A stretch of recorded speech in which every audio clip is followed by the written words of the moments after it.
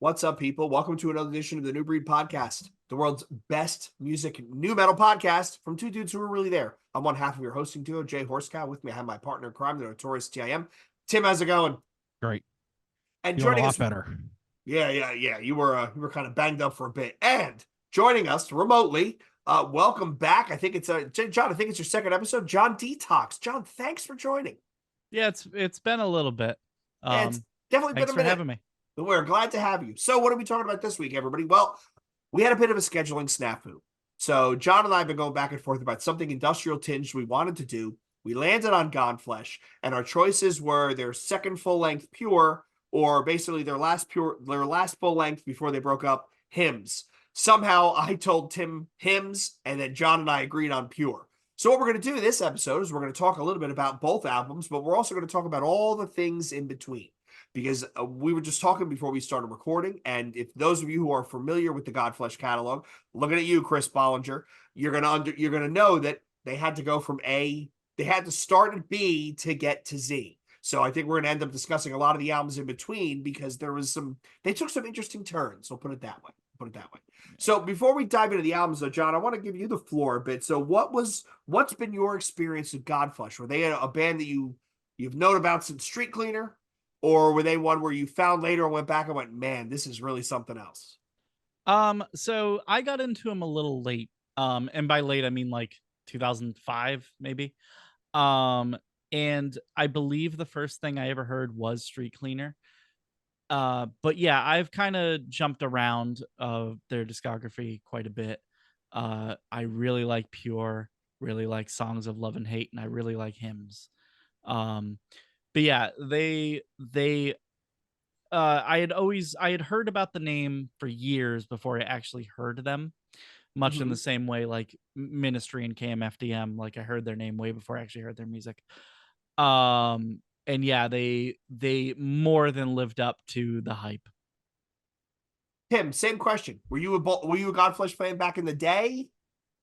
I'm the same with John. I came into them around 2007-ish, I would say. And the first record I heard was Hymns, and I was like, holy fuck, dude. But then when I went back, I'm like, oh, so this is where Fear Factory got their influence from. Because, albums like Pure and stuff, you can hear that all over the place. So, man, once again, I'm the old guy. So I knew who they were early 90s because, again, I was a fan of the industrial stuff. I knew who Justin Broadrick was. I didn't actually pick up an album until Songs of Love and Hate in 96. And when we're going to talk about this is one of two albums they did with an actual drummer. Funnily enough, the drummer went on to drum for Primus, which is kind of amusing. But I remember digging the album, but not being as industrial as I really wanted it to be. And I kind of checked in and checked out. Whereas when we talk about some of the other albums in the catalog, I think Us and Them is actually brilliant. I put that up there with Pure. But I definitely in my wheelhouse. So let's start with Pure. Okay, so I'm going to try and give a little background. John, feel free to interrupt, jump in as we go. So again, Godflesh, for those of you who don't know, it's a metal two-piece. It's BC Green is the bassist. Justin Broadrick is the guitarist, vocals, programming. They play with a drum machine. So they were one of the rare bands that consistently played with a drum machine. They were an earache record band in the early 80s. Their first album, I would dare say the seminal album, Street Cleaner, back off the back of the EP. This is the one that everybody knows. This was, I think they were, John, would you consider them a contemporary of Ministry, right? Like early Ministry, Land of Rape and Honey, right? That was about the same time, yeah? Yeah, they like took what Ministry was doing and brought it to its extreme conclusion, essentially. Because Ministry didn't really get, at that point, as anywhere near as heavy as Godflesh did early on. But yeah, no, definitely some Ministry blueprint in there. Maybe a little tiny bit of let's say like Skinny Puppy, just a touching of it. Yep. But yeah, and then there's also like the noise elements that he took from his other early projects. Is that Gray Machine, I think, was one of them. And then like obviously his time in Napalm Death probably helped a little bit. Right. He was on so for those who don't know, he was on the A side of Scum.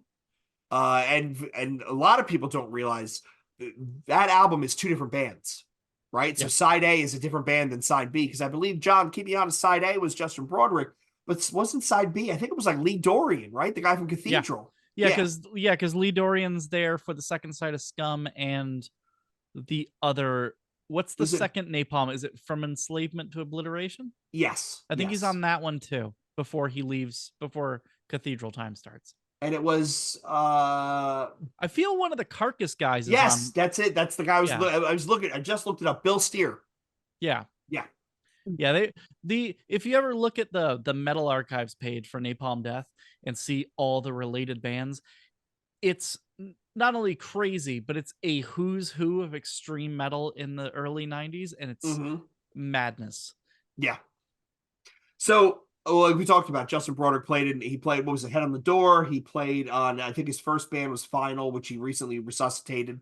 Head of David, not Head on the Door. Head of David, Napalm Death, and then he ends up with Godflesh. And it's really, I think John nailed it when he said it's a really abrasive industrial.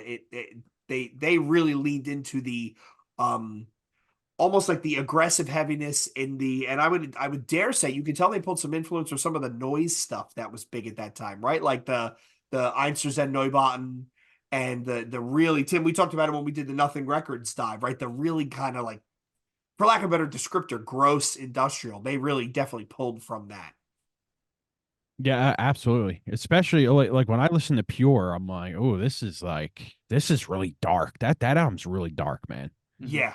Yeah, really dark and really heavy. So let me ask you both this. Do you prefer Pure to Street Cleaner? Yes, absolutely. I prefer Pure to Street Cleaner. I would agree. I would agree. One of the rare, Tim, we got to add this to the list of one of the rare bands that their second album is better than their first. Um, no sophomore slump there. I think it was, I would describe it as more abrasive, but more dialed in, if that makes sense. Like they knew they had a sound they were going for, and I think they hit it. Their footing was there for sure. The way I usually describe it is Street Cleaner kind of feels like an experience where like it was a sonic assault from beginning to end. But Pure was when they started writing actual songs. Like you can, each song kind of stands on its own. Street Cleaner is kind of like a take it all at once kind of thing. Like yes, there are like songs you can like pull out, but Pure, like they found, as you just said, they found their footing a bit more. Yeah. Yeah, I went back and I really, really enjoyed this album. I thought it was amazingly heavy. I can't believe I never listened to it back in the day when it was the thing, right? Like I can't believe I totally missed it. I mean, you end the album with what, a 20-minute, basically a 20-minute noise track where it comes in, like the music comes in and out. So you both listened to the album recently, right? Mm-hmm. Yeah. Did anybody else but me catch the riff in I Wasn't Born to Follow, which is basically Devin Townsend rips it off in All Hail the New Flesh? Did you catch that? Mm-mm. No. There is a riff, and if I can pull up Spotify and not have my computer blow up, I will play 30 seconds of this riff and 30 seconds of the riff from Devin Townsend, and you'll go, dude, it's the exact same riff. And it's obviously not purposeful, right? Because Tim and I have talked about Townsend was a big fan of Godflesh.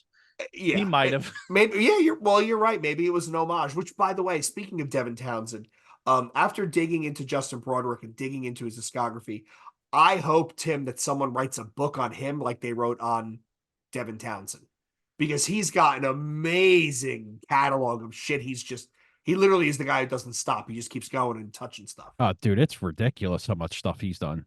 Yeah. Like the Jesu catalog is fucking crazy, dude. Oh, it's incredible. It's incredible. John and I were actually talking about this more. I think it was this morning. I'm like, John, did you ever dig into that? He's like, nah, man, I never really got into it. Silver is the only one I've ever heard. That first album was unreal. There's a session from like 2017. It's Justin with the guys from Nothing, and they do this track Silver. It's fucking amazing, dude. No shit. Yeah, the Nothing does like the backing of it. Like it's drums, bass, it's like 3 guitar players, dude. It's fucking incredible. I'll find it for you guys. It sounds so good, dude. Like imagine Nothing with his vocals and like a little heavier. It's really good, dude. That's cool. I gotta check that out. So while I'm pulling this up, the other thing about Pure, which I actually think I could probably apply this to most of their catalog, because the band is a two-piece, the bass tone is stellar. Oh Yes. yeah. Like it is monolithic. It's in the headphones. It's like smashing you in the face. Like I love that. And it's not over compressed, right? Like there's room for it to breathe. And I actually think it adds to that monolithic, just slab of steel sound. We got to remember it was a 7-string with Justin, and then the bass was pretty much driven through an HM2 the whole time. Jesus. So yeah, that was, I mean, thick. For back in the day, that's thick. Right now, that's the basic. Everybody does that shit. But back in 94, I mean, that's some thick shit right there, dude. Yeah. Yeah. That was one of the things that when I was listening to back, I was like, holy shit. Like I forgot this. That slab of sound right there is unbelievable. And the bass is always up in the mix too. That's one of the bands. If you like good bass tone, like Jay said, yeah, that's a band you listen to. Yeah. Especially on Pure, because Pure has really good bass tones in it. Yeah, it's a driving force behind that album. Absolutely. The one thing I don't get is I was clicking through some of the articles I could find about Pure online, and honestly, because of the timing, there wasn't much. The internet was nascent at that point, but there was a lot of reference of Pure and tying it to post metal. And Oh I yeah, I yeah, yeah, don't yeah. really get that. I mean, hymns I'll go with. Yezu is obviously post rock, right? It's obviously post metal. Yeah. But this is entirely too just heavy, I think. That it almost seems like a rewriting history sort of thing that I've seen a lot of people been doing more recently with like new metal stuff, where they're like, no, this band was totally new metal back. Like, no, they weren't. Yeah. Like, but yeah, but Mhm. like trying to add tags that weren't there or didn't properly exist yet, to fit like, oh, they were the innovator of this thing, which they're, if you really scrape at early Godflesh, I can understand the idea of calling it post metal, because it's, Godflesh doesn't really find itself into any sort of like a proper box. Mhm. Like, so by definition, kinda, but yeah, like it does seem like a rewriting history thing. Well, Yeah. yeah. I mean, I from what Jay was saying, I read that too. Everyone was like, "Oh, it was before Pelican and or Pelican pretty much came out and took what they did and did it on their own." And they were comparing bands like ISIS, and I'm like, dude, ISIS wasn't even out till like fucking what, like 98? Yeah. Yeah, and their Yeah. early stuff like Celestial and the what is it, the Mosquito Control EP Yeah, was not how they ended. Another band, right? You want to compare to Godflesh, where they started and where they ended, or I won't say two different bands, but there's definitely a difference in sound. oh, absolutely. Yeah. So I'm trying to find. Okay, here we go. So let's see. Can I do this? Tim's got to enable screen sharing. I'm gonna play you guys this riff, and you're gonna go, Jay. You're right. You're right. There you So go. here we go. So share this. Share this. All right. Computer audio. All right. So this is 1 minute and 18 seconds into I Wasn't Born to Follow. This is track 3. So listen to this riff. Wait.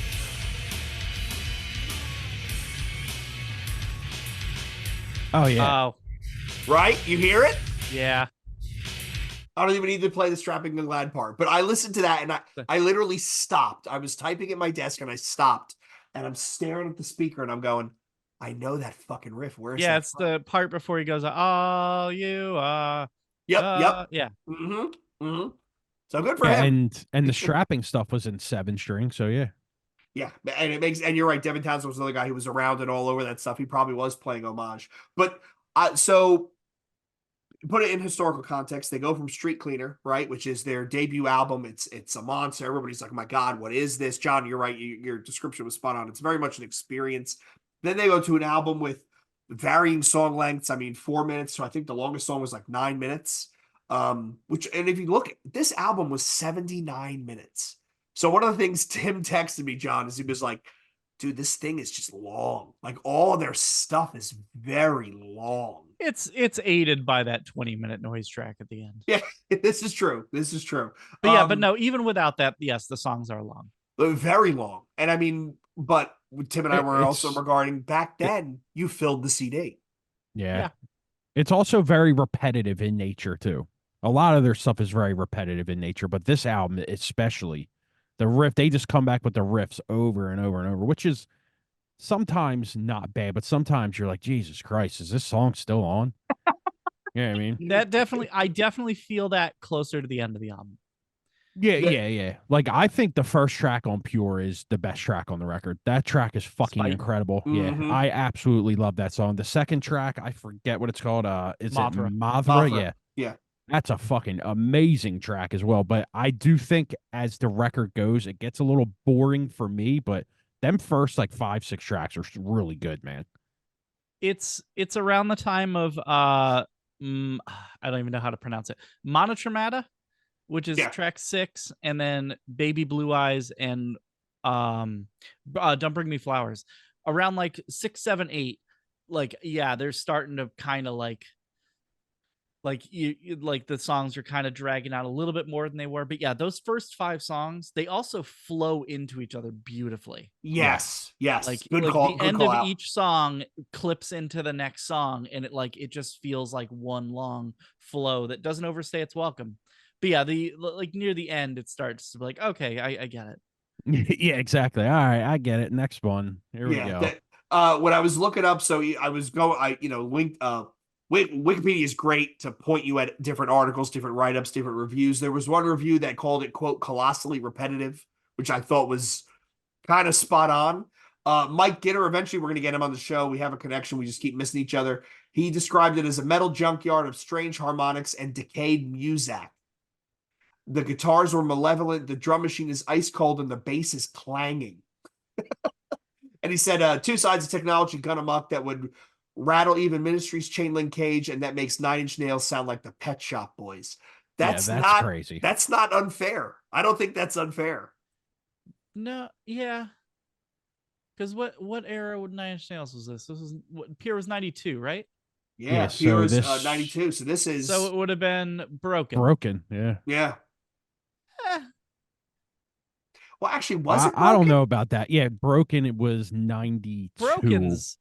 Broken's might be Nine Inch Nails' heaviest thing they did.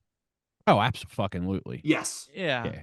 So I get what they're trying to go for though, because Right. but the thing is, you also can't fully compare Godflesh and Nine Inch Nails. They're both under the industrial umbrella. I get that, but they're very different. So Very I'm gonna give Gitter a bit of a flyer here. Pure comes out in April of 92. Broken doesn't come out until September of 92. So he's comparing this so to by that Pretty time, Hate Machine. yeah, okay, fair enough. So that's more fair. Yeah. But you got to remember, he was writing Broken in 91 as well. Yeah. It was done by that point. They never toured off that album, which is kind of bonkers to think about. They won a Grammy for Wish and they never toured off Broken. That's because he was trying to get out of his record contract. Yeah. Yep. Yeah. Did you finish It's that funny. book, by It's the way, funny. Tim? I'm about halfway through it. I've been reading about an hour a night. It's funny that John says that because I was just reading that part. Him saying, or the author saying, like, they went in, did it secretly, and it was like a huge fuck you to TBT. Yeah. Yeah, that record I listened to Broken today. It's so fucking good. I put Broken is Broken and Fixed. I can do both back to back, and it's like perfect. I don't like Fixed at all. Really? At Me either. all. Me either. Oh, you guys are fucking weird. The thing is, I'm not big on remix albums. I really like Further Down the Spiral and Things Falling Apart though. But yeah, Fixed does nothing for me. Oh, we were in my high school basketball team. Fixed was what we were listening to in the locker room before we went out. It was the first 3 songs. Which, by the way, Tim, I'm sorry. Happiness and Slavery on Broken is so fucking good. Mm-hmm. Jesus Christ, man. We both owe a thank you to John, because the reason I found that Nine Inch Nails book is John posted something on Facebook of his bookshelf, and I was zooming in and I'm like, there's a book on the Downward Spiral, and I Yeah, click yeah. buy, That book's and then I'm awesome. like, and then John, you posted it, I bought it and read it, and I said Tim like, yo, I'm halfway through this, you got to read this. It's really, really, really well done. Yeah, Yeah, I'm halfway through it as well. I'm getting through most of those books on the shelf. There's still a few I have to finish up, but We got to figure out what we got. Oh, so speaking of books, please, someone who's listening, Godflesh fan, please do a book on Justin Broderick, please. yes, Like, I would read that please, in a heartbeat. I think that would be awesome. That would be awesome. Okay, so back to Pure. So they create this album, this lunatic album. It's a slab of sound. Comes out in what was that? What did I say? It was April '92. Yeah. I don't think there are any. Were there any singles off this, John? I don't think they released any singles. There's a video for Mothra. Okay. Okay. Yeah, that's the only single on the record. Yep. Yeah.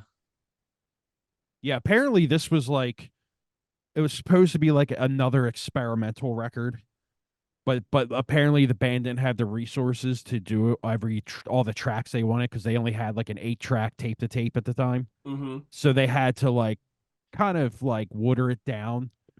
And I think the records after that are pretty much where they get the equipment to do that because I own Street Cleaner. It's kind of the same formula. It's just, you got your bass, your guitar, your drums, and then you have some semblance of like, I would say not like a sampler, but definitely like synthesizers and stuff going on. Because when you get to like hymns, I mean, you hear a soundscape of shit going on in your headphones. Yeah. Mm-hmm. Mm-hmm.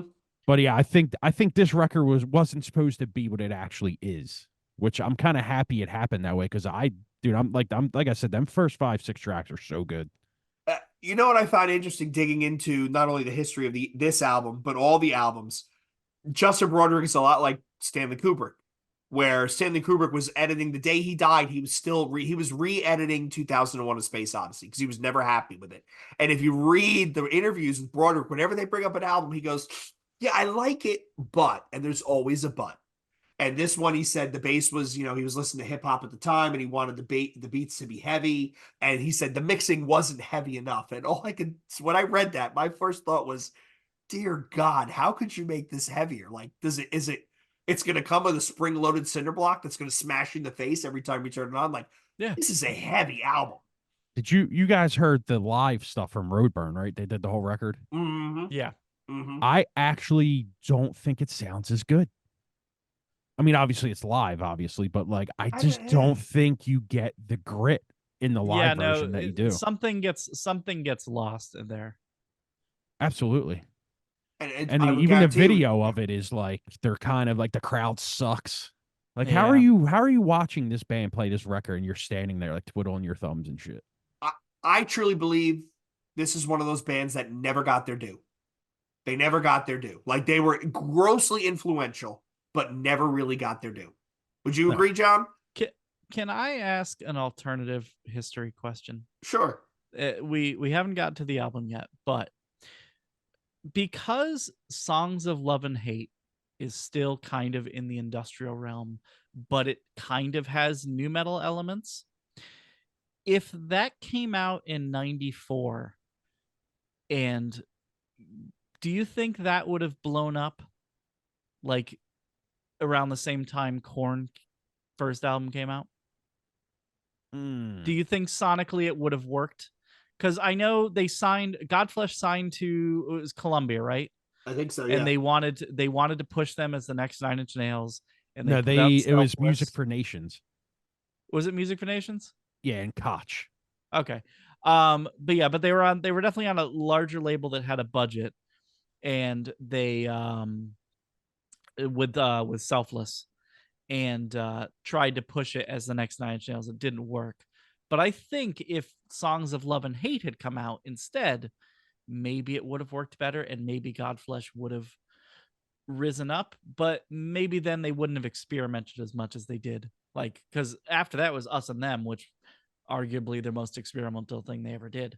Which I love. But to answer your question, John, I think you're probably right. So if you think about Songs of Love and Hate, right? Think about Circle of Shit is the song I always go to, because that's basically hip hop. That's a hip hop beat. And then knowing that Brian Mantia goes from this band straight into Primus and the Brown album, it made total sense. I think that was experimental enough that maybe in hindsight we would have seen more industrial nu metal. because Yeah. the people would have been listening to And that saying, we can make this sound work for us. I also do like, because I kind of ignored Songs of Love and Hate for a long time, like up until the last year. And when I finally, like, I've been starting my Godflesh like redive, because it had been a while since I properly listened to him regularly. But yeah, when I got to Songs of Love and Hate, I forgot it had a real drummer. So when the song started kicking in, I was like, there's like a real groove to these. This is weird, but in a really good way. And I Mhm. think it brings those songs to life so much more with like a real drum. Like, I love the cold drum machine nature of their albums, but the real drummer really brings something out of them. I would Well, agree. yeah, yeah. In that sense, what you're saying, because when you listen to hymns, it's like a completely different sound, Yeah. but at the Oh, same time, 100%. it's still Godflesh. You know what I mean? Yeah, 100%. So that's a great segue, Tim. So now we're going to jump ahead. So Pure was what, 92? Mm-hmm. Hymns was Oh, one. it 2000? Oh my God, it was 2001. Okay, so then Yeah. we go all the way forward to 2001. Um, Tim, you got more background than I did on Pure. What do you got here for this one? Oh, I got a bunch on this one. So, October 23rd, 2001 through Music for Nations. So John, you might be right. Before they signed to Music for Nations, they might have been on Columbia. Yeah, because I think they were part of that big earache deal where they signed up a bunch of, like, because Napalm Death was on there for one album.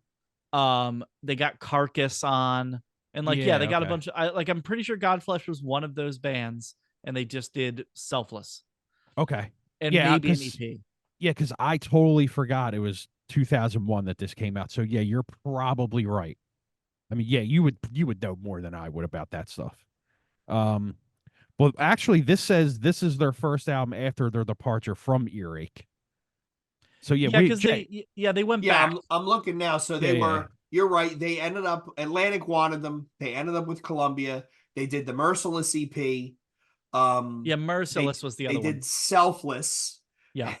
And this was the band's best-selling album with 180,000 copies, Yep. but it was deemed a commercial disappointment. And then coupled with the ban of their music video for Crush My Crush My Soul. Soul, that was it with Such a Columbia. weird video. That might be the first thing I ever saw from Godflesh, and I was like, "What is this? Why is there chicken fighting and a dude dancing?" I'm gonna be honest with you, I didn't like Selfless. I didn't like it. It's all right.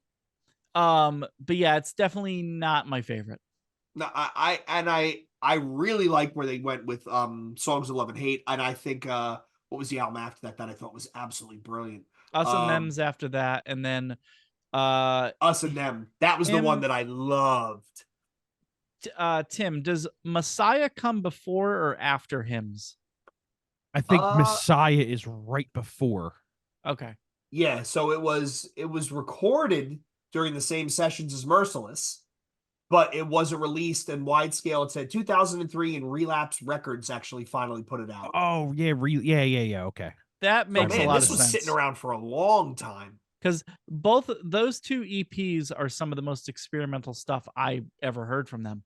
And like, I remember like those I kind of avoided for a little bit. And then when this past deep dive of me going back through everything, I finally listened to those and I was like, these are really good, but really weird.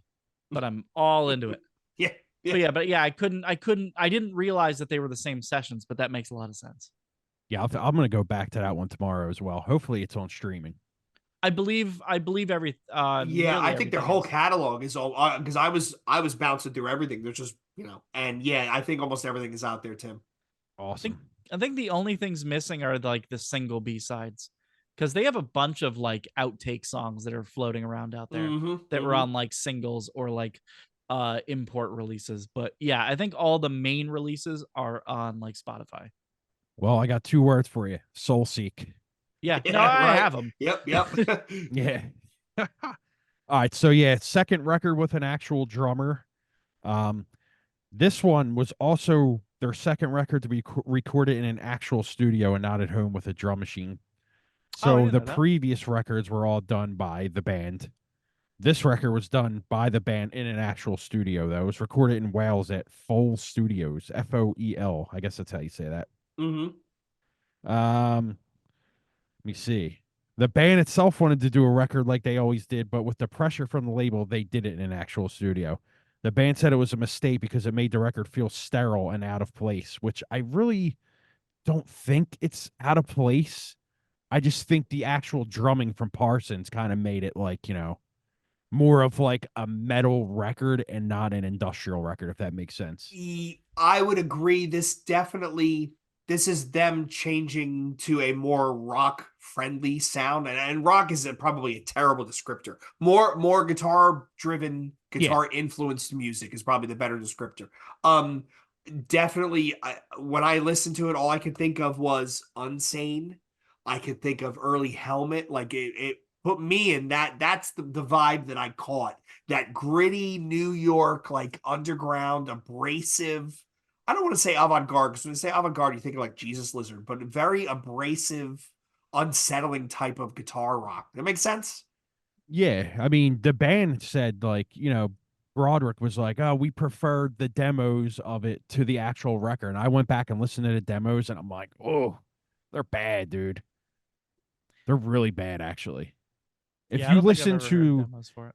yeah, if you go on streaming and listen to the remaster of Hymns, at the end of it, there's like 6 demo tracks. And I listened to them and I was like, oof. I mean, I get what you're going for, but Jesus Christ, dude, they're really bad. Um, I like Hymns. I think Hymns is really good. I think it's their I think it's their best record, but then I listened to Pure again and I was like, I don't know, man. Because I they both are just have they both have their shining moments for me. I I actually would say it's almost like so when we talked about Marilyn Manson, we talked about how you needed to start from here to get to there. Then we're going to do the same thing when we talk about Nine Inch Nails. I think Hymns was probably their most mature, fully baked, accessible album in the sense of you could play that for somebody who's maybe adjacent to that sound and they wouldn't throw up on it, right? Where Street Cleaner we know is not accessible. Pure is literally the purest instantiation of the band, and all the stuff in between is them kind of wandering off the path a bit to try new things. But I thought Hymns was the most accessible, but even still, it's maybe not the most publicly consumptive thing. I would need the track listing in front of me, but there are, I know, a few songs on Hymns that arguably are the most accessible Godflesh songs that exist. Like, 'cause there's a few songs that caught me off guard when re-listening to it, and I was like, "Oh, this is it." They're not radio friendly, but it borders on it. Mm, Like, it gets a little close, at least closer than Godflesh normally does. right. I got a couple more things about this, and then we can get out of this. So Broderick stated that Hymns was a reaction to the previous album because he lost sight of what Godflesh should be. In contrast, he described Hymns as a new beginning that was intended to counter the watered down rock associated with the popular nu metal genre. Mu- musically, And then you wrote Deaf, Dumb, and Blind. yeah, musically, Hymns is a more conventional take on heavy metal than Godflesh had ever done before, which was a deliberate choice, according to Broderick. So when I read that, I was like, now I get what this record's about. Because when you listen to it, like, I'm not saying it's a new metal record, but you can hear there's hints at it, man. Yeah. But let's not go and say this is a new metal record at all, because it's not. Mhm. No. But I mean, dude, like, I'll just straight tell you, man. I think that Paralyze is their best song of all time. And it's I just that Really? record, that riff on that song is so fucking good, man. And I'm sure if you're thinking of it in your head right now, you go, "Oh yeah." I mean, Jay, if you want, dude, play a little bit of that song, and you'll know what I'm saying. But that I Yeah. fucking absolutely love that song. Paralyzed. Yeah, I don't know if I would. I don't know if I would agree, but I don't know if I would disagree because I think so much when it comes to their catalog. I think Pure is up there, but I think the what was the album Us and Them, the one before this that they didn't like because it was too experimental. I think that's brilliant. Like I love like and of the time, right? So that came out. What year did that come out? Us and Them is 99, right? So you have Earache is leaning into the gabber and the heavy hardcore. You have the Relapse had I think it was Roadrunner had Junkie XL. So there was that. I know you guys, John's not a big remix album fan, but like the Fear Factory remixes, and everybody was doing remixes at the time, right? I do So like Remanufacture. yeah, That was a lot of fun. that's a brilliant album. But I thought they were just kind of doing something that went with the times. I loved Love and Hate and Dub, right? The dub album, remix album that they did of Love and Hate. I thought that was great. I don't think I've never heard that one. I thought it was great, but I like that weird electronic shit. But Yeah, I you think love that stuff. yeah, this where Tim and I differ. I think hymns is great. Like it's a great, it would have been a great final movement for that band. Like, look, we started, if you take Street Cleaner and hymns, play them for somebody and say, do you think this is the same band? They'd probably go, get the fuck out of here. But it really is a journey of them from the 80s to 2000, turn of the century. This is where we ended up with. Can I say something that people might not like? Sure. Absolutely. Hymns should have been the end of the band. I would agree. Like a complete end. They could tour, but they shouldn't have made any more music after that. I agree. I think their later records are horrible. Yeah, they're like that was another thing I did. I went back and I was like, all right, maybe I was rough on these first time around. I felt nothing. I was like, I haven't even listened to the new one. The new one is fucking wretched. It's bad, dude. Yeah. It's But bad. yeah, no, really World, that bad? It's bad. But yeah, I made it like I didn't even get all the way back through World Lit Only by Fire. I made it halfway through and I was like, God, this is so dry. It's hard, man. Post Self was at least semi-interesting, but even then, it seemed like it really wanted to be Us and Them again without actually doing it. Like it tried to be weird for the sake of being weird, but it was boring. What's the new one called, Jay? Purge? Purge. Yeah. It came out like August or something? Yeah. It's bad, dude. I listened to it and I was like, oh. Honestly, I stopped at hymns, guys. I didn't even, now you're saving me time because no, don't. Just forget about it.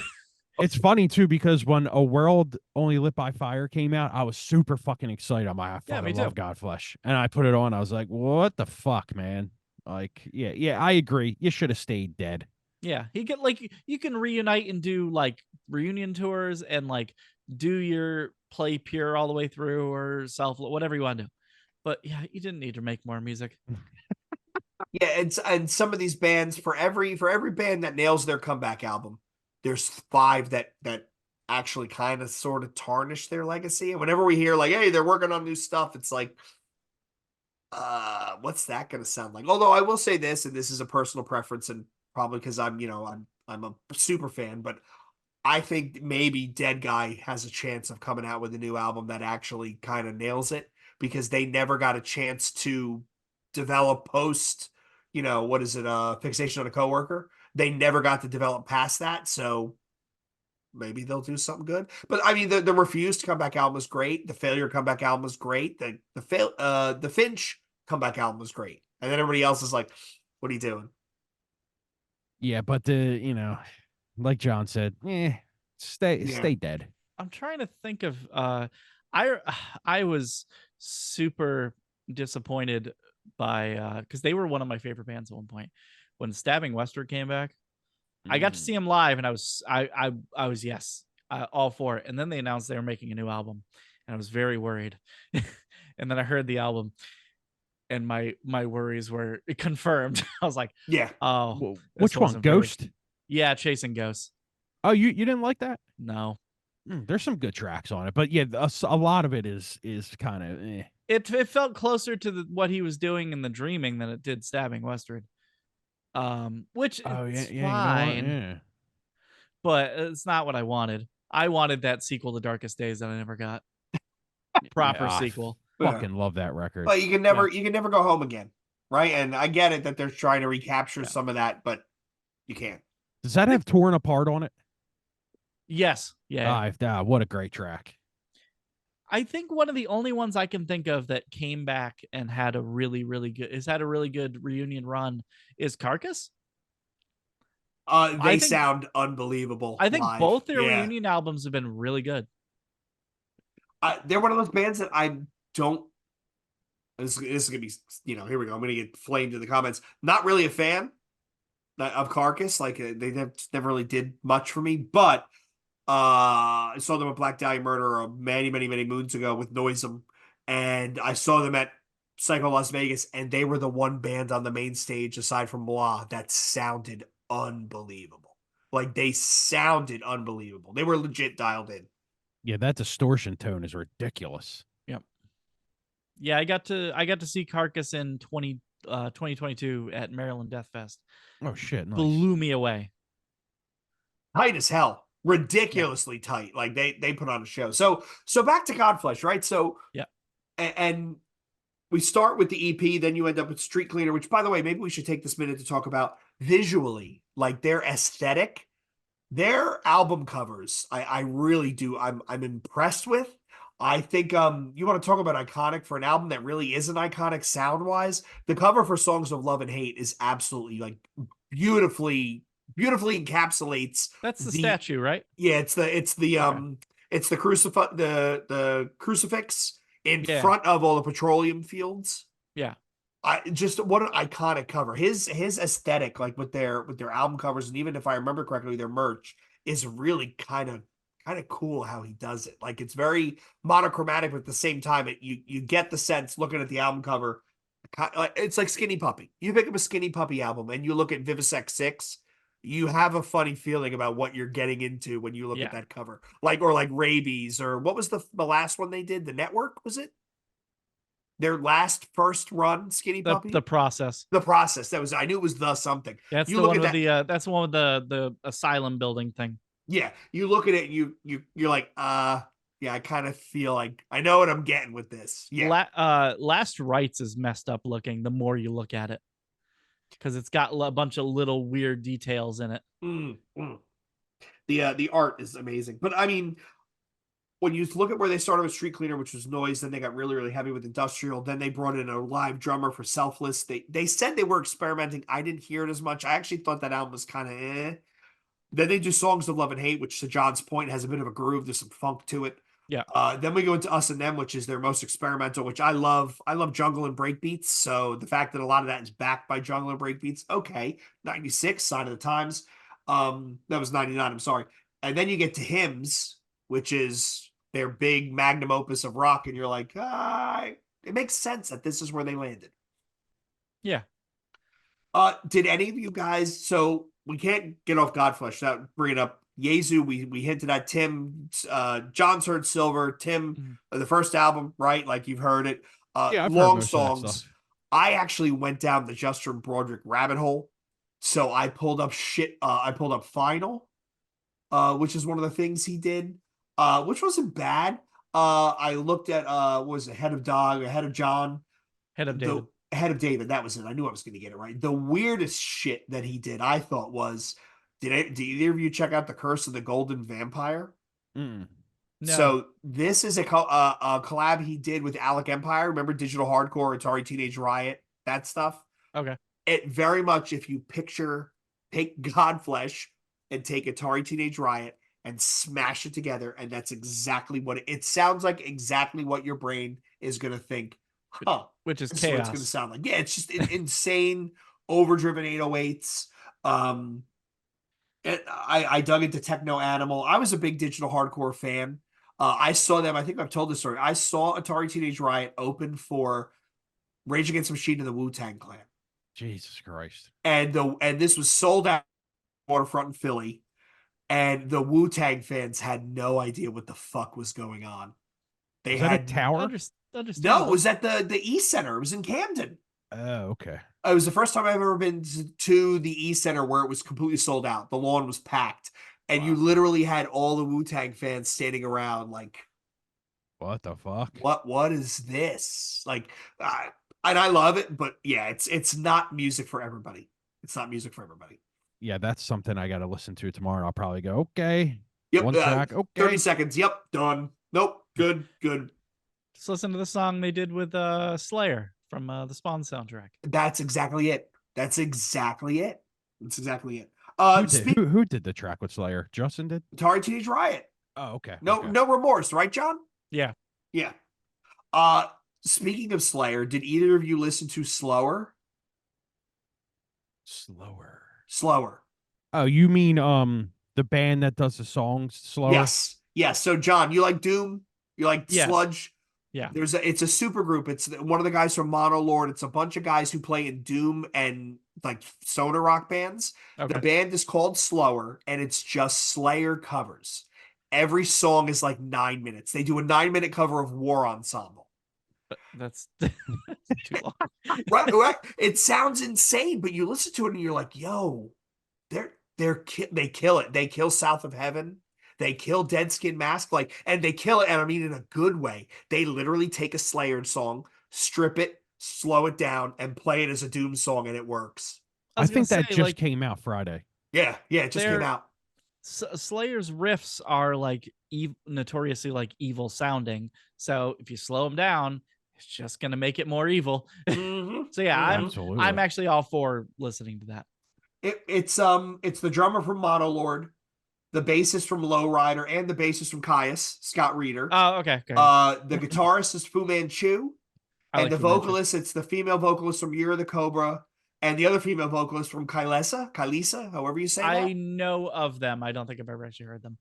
John, I will say, just check out War Ensemble. Put it on for Okay. 5 minutes, and you're gonna go. Either you're gonna be like, "Yo, I am really into this," or like, "Yo, I can't afford to waste 10 minutes of my life listening to this." But I think it's fucking That was brilliant.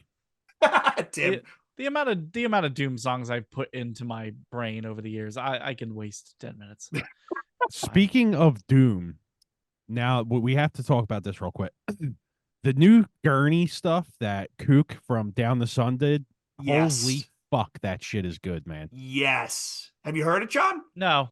So he does a band. It's called Gurney, Gurney, and they Okay. literally do sludgy stoner doom. It is each song they release, and I think the EP is coming out in February. He's going to come back on when it comes out. I was talking to him the other day. Every song gets better and better and better. That's Dude, it's really good. Really good stuff, man.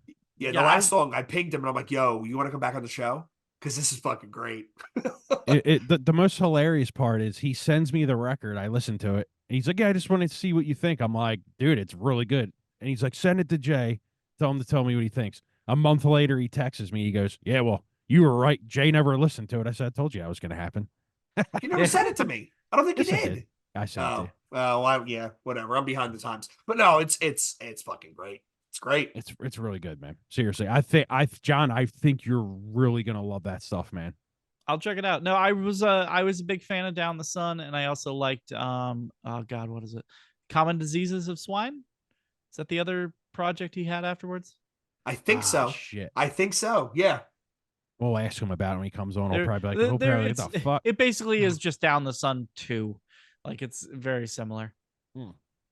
So let's wrap it up around Godflesh. So we talked about Pure, we talked about hymns, we talked about everything in the middle. John, if someone wants to get into Godflesh, what is the album you would say to start with? It completely depends on what their taste is. Good answer. Hymns might be the like if they're not that well adversed in extreme stuff, hymns. Okay. You know what?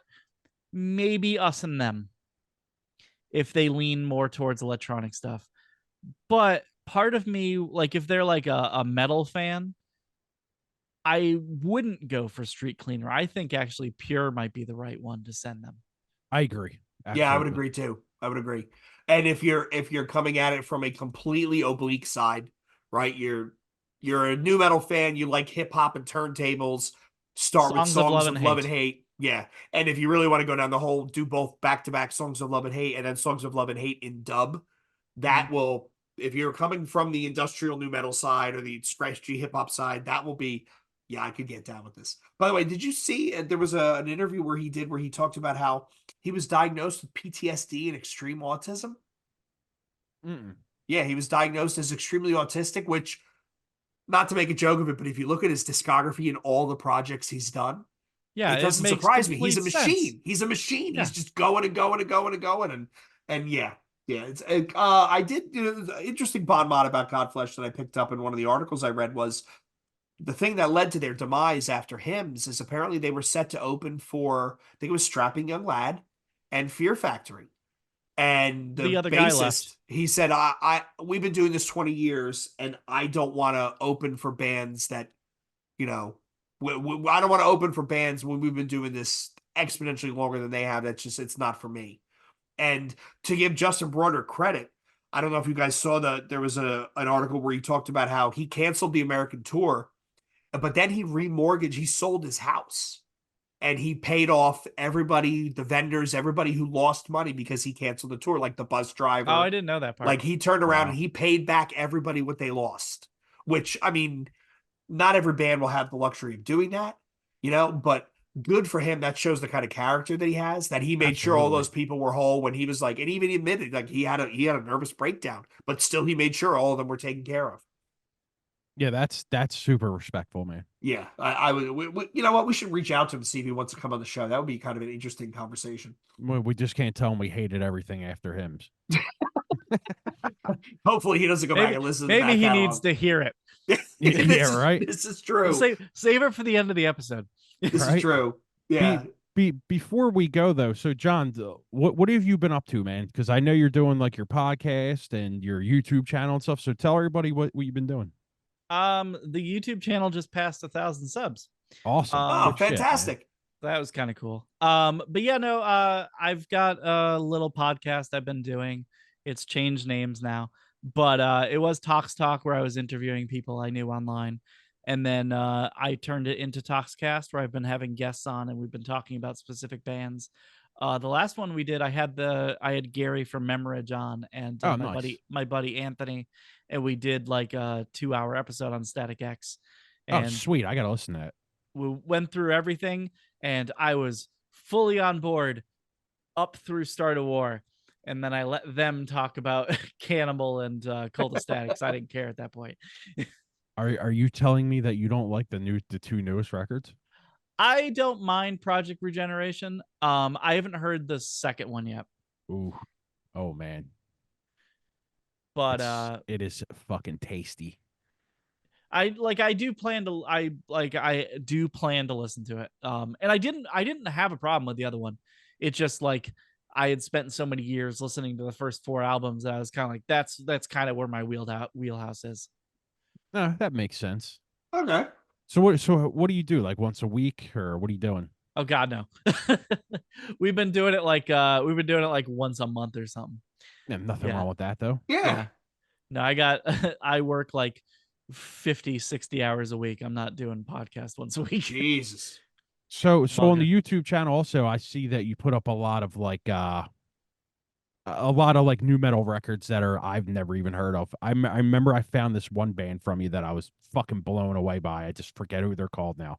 Maybe let me look in my phone, but I know you posted it. I was listening to it at like 2 a.m. one night, and I was like, yo, this is really fucking good. There's been a couple I know you've commented on.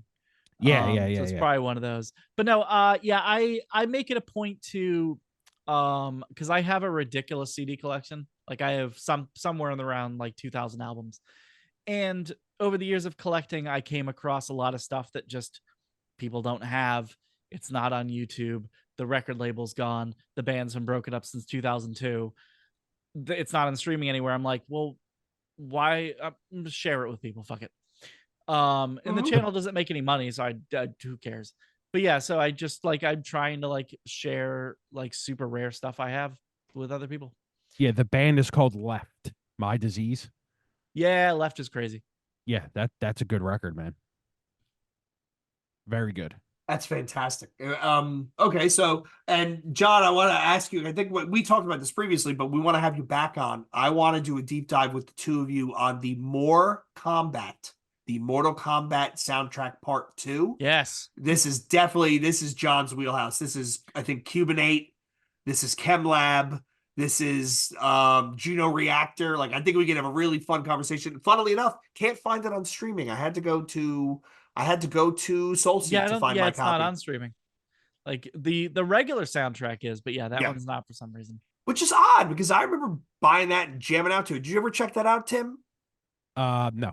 More Combat? Okay. It'll be interesting. Is More Combat the one with the pre-Seven Dust song I think it is. Yes. when they Hold were on. Crawl Space? Yeah, Crawl Space. That's it. Yeah, I think it was. Yeah. yeah. Either Uh, that or it was the actual soundtrack. no, it was Crawl Space. Yep. Okay. I'll tell you what. Out of what we're talking about, when we did the Nothing episode, I absolutely love that Rob Halford band thing. The two. Two? Yeah. Two was great. That there were shit some is so great good. songs. There were some great songs. Really good stuff, man. Yeah, I went back and listened to it the next morning when you started texting me, and I'm like, yeah, this was good. Yeah, He love that shit. he fully embraced the industrial rock thing, and John 5 plays like a maniac on that album. Oh, that's John 5? Yeah, Yeah, I didn't know that's him. Oh, nice. Now I know why the I riffs think are so good. I think the drummer is someone notable too, but I'm drawing a blank on who it is. Josh Freese, maybe. I'm gonna look right now. It wouldn't surprise me at all. But yeah, that record's really fucking good, man. But yeah, that was John 5 before he joined Marilyn Manson. Oh, Like- okay. Like so that was basically his audition for the So he's been around for a while then. Huh? Yeah, it was John Yeah. 5. James Woolley, who was the keyboardist for Nine Inch Nails during Lollapalooza, Downward Spiral. He was on the band. Sid Riggs, Ray Reindow, and Bob Marlette. what did Bob Marlette do? I'm gonna pull up 4 years right now. Because that and name see. sounds familiar, and I'm drawing a blank as to why I know him. Keyboard and drum programming. Okay. Oh, Did so he- it wasn't a real drummer? No, I thought no, it was a real because drummer. Bob Marlette, Phil Western, and Anthony Valchik all did drum programming. Because there's live footage of them, and they have a live drummer, so they must have just hired somebody to come tour with them. Have either of you found a copy of the video that was banned? As I was all over the internet, I couldn't find a copy. What are we looking for? I Am a Pig, the 2 video. There's an edited version of it on YouTube, Yeah, that. but yeah, I was don't think looking I've for the ever master. seen. I don't think I've ever seen an unedited version of it. Yo, that song is great, by the way. Like, I know we talked about it, Tim, in the episode, but John, we did a deep dive a couple weeks ago. We went through Nothing Records' catalog, Yeah. and we started with Nine Inch Nails and moved our way forward through like 12 rounds and all that sort of stuff.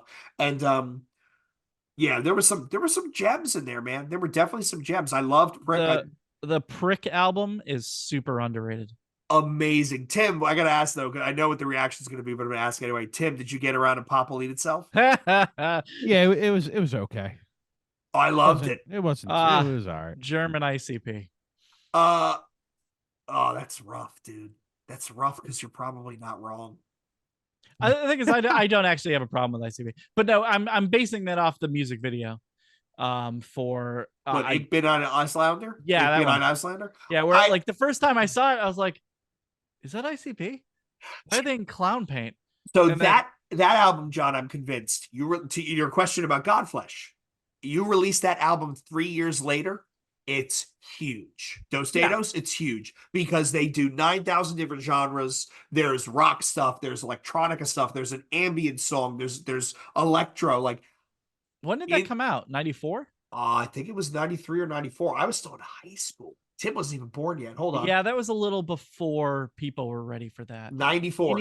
You need that to come out around the Shit. same time as like The Prodigy and stuff like that. Yes. Or, like their major, like Fat of the Land, that era. Yeah. 94. I was in middle school. September of 94. Yeah, 94. I was in yeah, because 98 was my first year of high school. So 94 might have either 5th grade or 6th grade. Yep, I was in 6th. You guys are making me feel old because this and The Orb was the soundtrack to my prom weekend. This is all we listened to. We had this playing on the boombox in the shitty hotel at what was it, Seaside, and we were drinking the whole time. But this is what was playing. So essentially, what you're telling us is you're old as fuck. Old. Yeah, the gray did give it away. So yeah, I guess we're at time, so let's pull it in. So Godflesh, everybody check them out, check out all the stuff that Justin Broderick's did.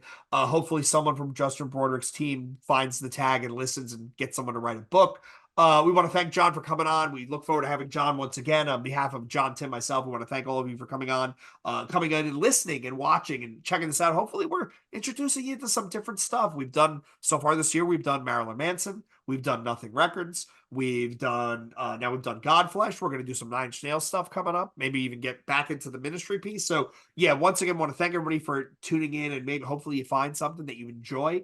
New Breed Podcast at gmail.com, New Breed _ podcast on both Twitter and Instagram.